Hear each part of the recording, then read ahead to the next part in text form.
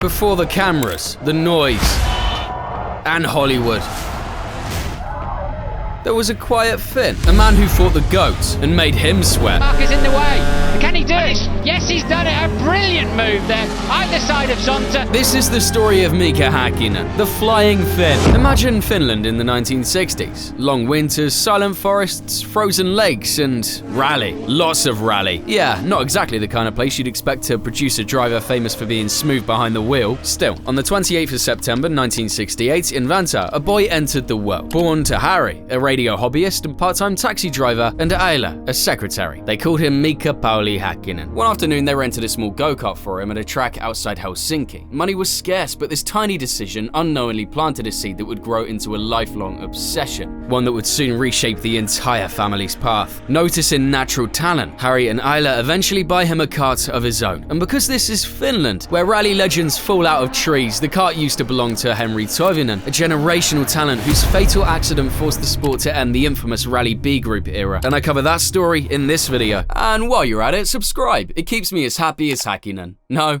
Okay. From here it snowballs. The Häkkinen family becomes a traveling team. Soon the results start to speak for themselves, winning constantly. By 1986, Mika was a 5-time karting champion with nowhere left to go. He had the talent to climb. What he didn't have was the money. Until he appeared. Finland's second F1 driver, its first world champion. Rosberg looked at this skinny, quiet kid who never cracked and saw a younger version of himself. So he became his manager, opened the right doors, and helped him secure a reign of Formula Ford from another fast-rising Finn, JJ Leto. From that point on, everything accelerated, winning the Finnish, Swedish, and Nordic Formula Ford championships all at once. Remember, in his very first year out of karting. The following year, our guy kept the momentum going by finishing runner-up in the British GM Vauxhall Lotus Challenge. By 1990, he was in British Formula 3, and Mika made it look effortless. Literally, he only stepped off the podium twice out of 17 races. The last one against a young driver who, 10 years later, would become his greatest rival. But let's not get ahead of ourselves,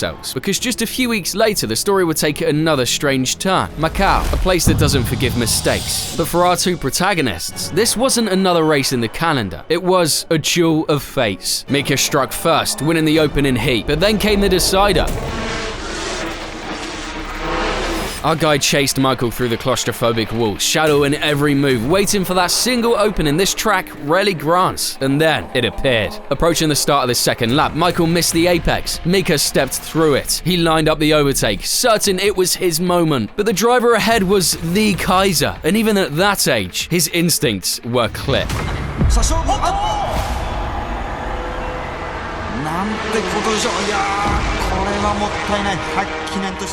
Schumacher lost his rear wing but somehow limped to the overall win. Heartbreak, you would think. Well, not totally. See, with Marlboro now backing him and his results doing the talking, the quiet kid from Vantaa was suddenly on a non-stop ride towards Formula 1.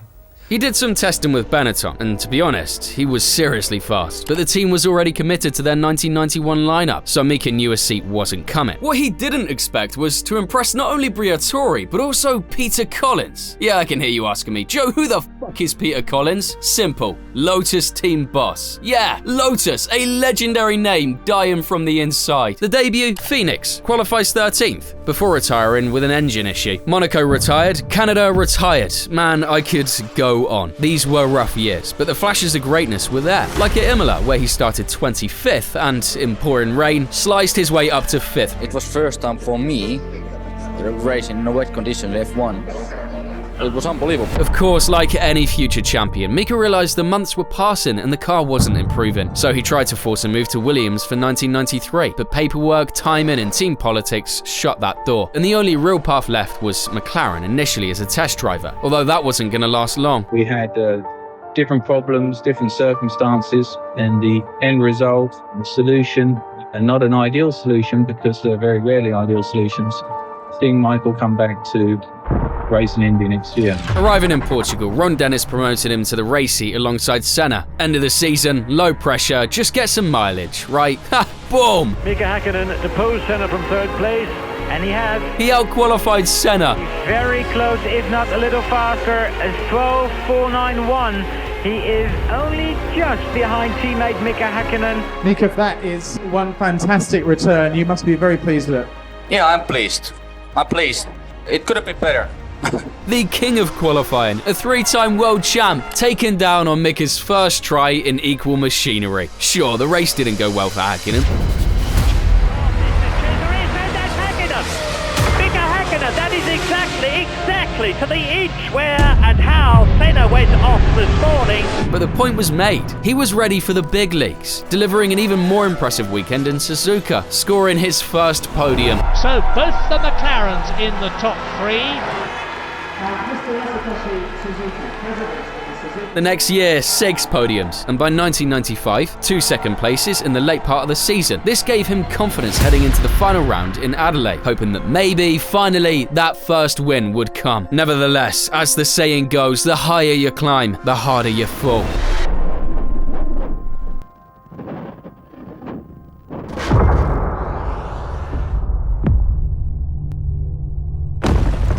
My God, I don't even need to explain it. You can see how big that was. 208 Gs. Let me say that again. 208. Literally, the highest G-force rate ever survived by a human is held by Kenny Bragg with 214 G.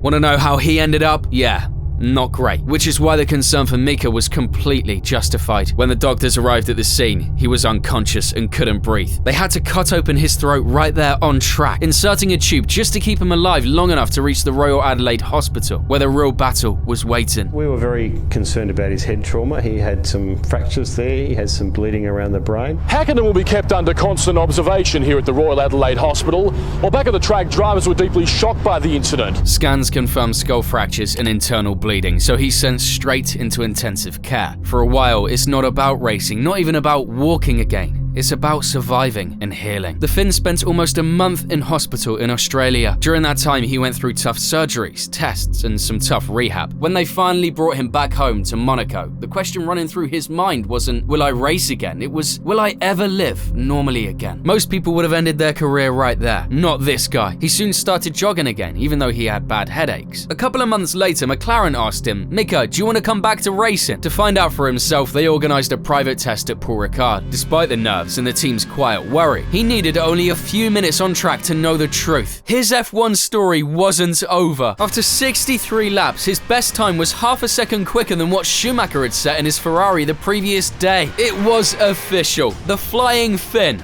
was back.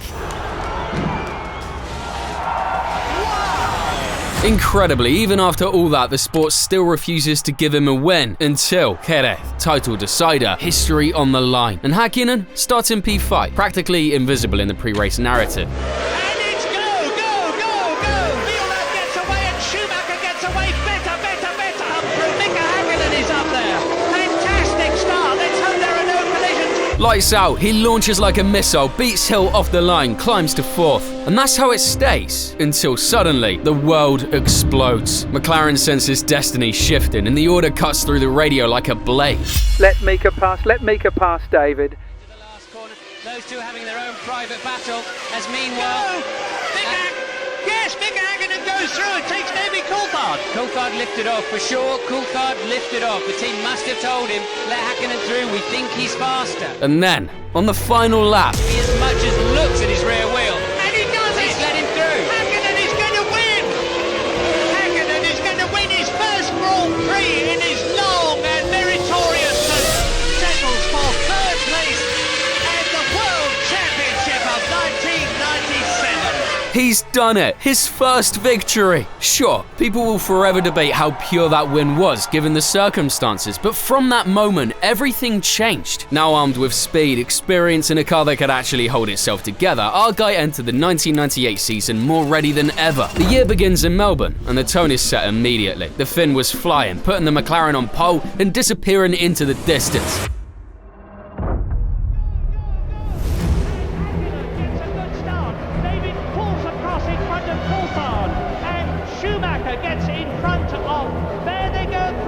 until a radio mix-up forced him into the pits. And here is Mika Häkkinen, James Allen taking in.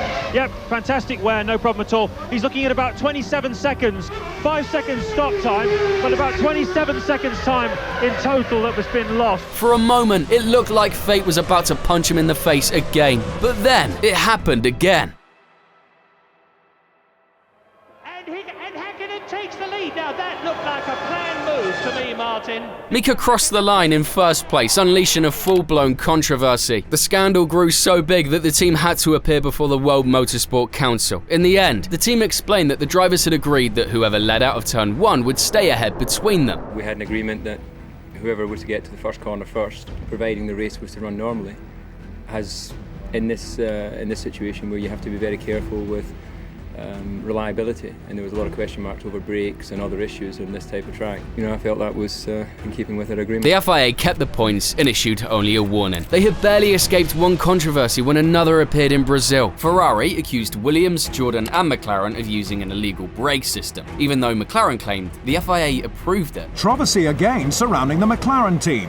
A revolutionary braking system fitted to their cars was subject to a protest. After hours of debate, they banned the system right before practice, and Ferrari celebrated, thinking the field would finally be equal. I think it's contributing part of our performance, but that's logical because we wouldn't run it if it wasn't giving us something.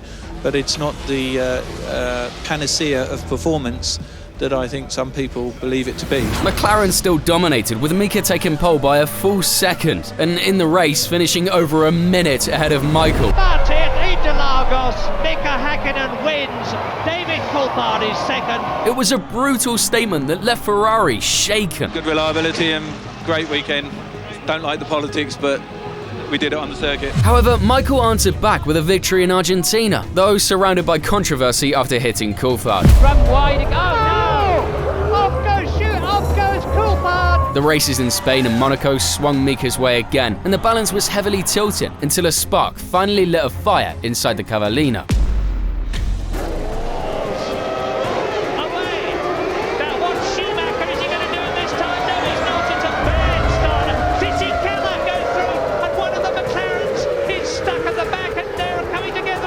Michael took full advantage, drove a brilliant race and claimed the win. After yet another drive that proves what a superb, absolutely magnificent driver he is. Then France, a Ferrari 1-2. That's why our guy arrived at Silverstone on a mission, and after taking pole for half a second, it seemed like he was about to crush everyone on home turf. But race day had other plans. Heavy rain turned the circuit into chaos, and while Schumacher came alive in the wet, once the track started drying, Häkkinen rebuilt a massive lead, right until another downpour and a safety car erased it in seconds. After the restart, a small mistake let the Ferrari driver slip into the lead, and he immediately pushed for the win.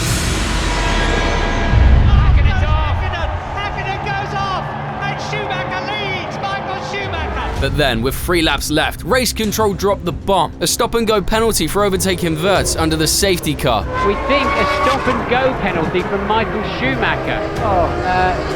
The lollipop was ready there, we didn't see any tyres. Ferrari knew serving it would lose the race, so they pulled off one of the most controversial moves in F1 history. 25, it was 23 when this race started. He's in the pit lane, Schumacher in the pit lane. So, well, that means he'll win the race because he crosses the start-finish line.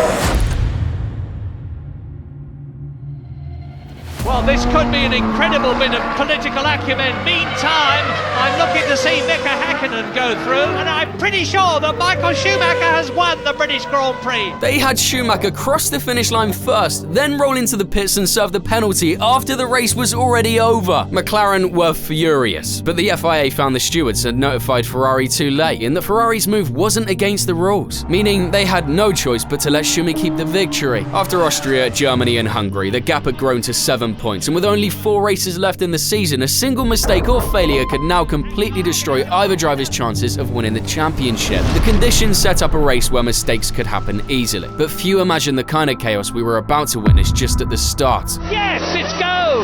And Coulthard drags.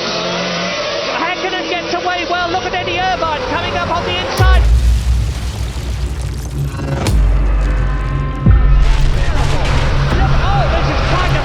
This is the worst start for a Grand Prix that I have ever seen in the whole of my life. forced a red flag, cancelling the start and allowing teams to bring out their spare cars while marshals clean the track. Well, you might think, at least this start will be clean. Nope.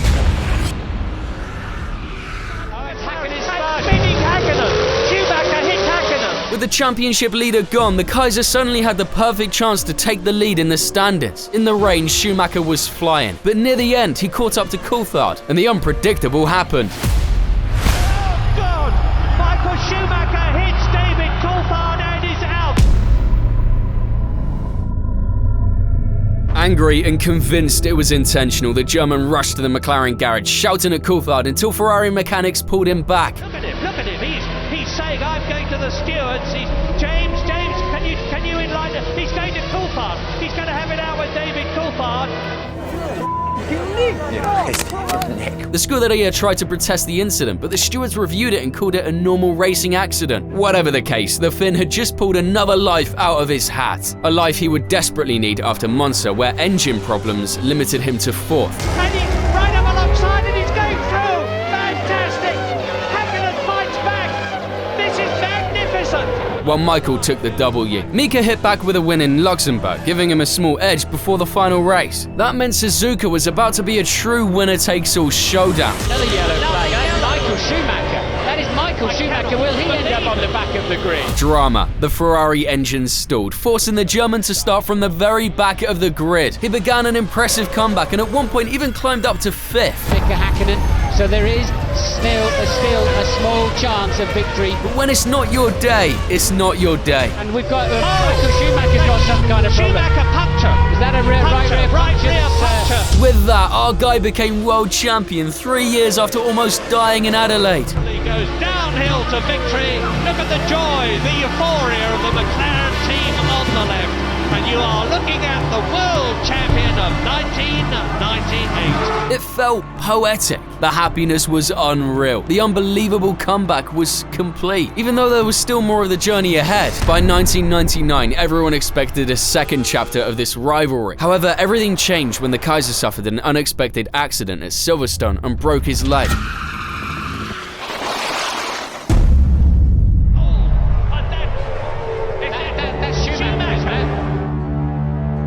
Michael Schumacher was admitted to Northampton General Hospital this afternoon and found to have sustained a straightforward fracture of the right tibia and fibula. With Schumacher out, Ferrari suddenly threw all their weight behind Eddie Irvine, and this slightly reluctant number 2 driver found himself trying to beat Häkkinen over an entire season. Eddie Irvine wins brilliantly. Eddie Irvine wins in Germany for Ferrari. It quickly became messy. Mika started making uncharacteristic mistakes, and at Monza, he lost a guaranteed victory after choosing the wrong gear and spinning off.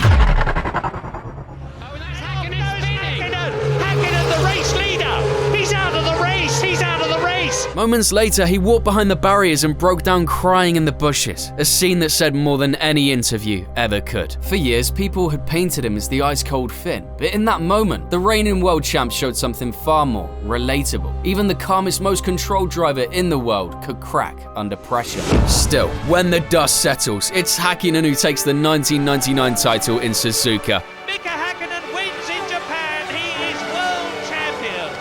Mika joyfully waves both hands out. Mika Häkkinen looking a very, very different man to Malaysia 2 weeks ago. Beating Irvine by just 2 points. Back-to-back championships. The Flying Finn is now a 2-time world champion, and a whole generation of fans quietly file him under, maybe a bit underrated actually. By 2000 though, the tide was turning. The Ferrari machine is finally fully formed. Schumacher and the team are bulletproof, and while Mika is still insanely fast, he wins at places like Spa with that iconic round the outside move on Schumacher at Lake Combe. Defend, and Mika, and the back marker's in the way.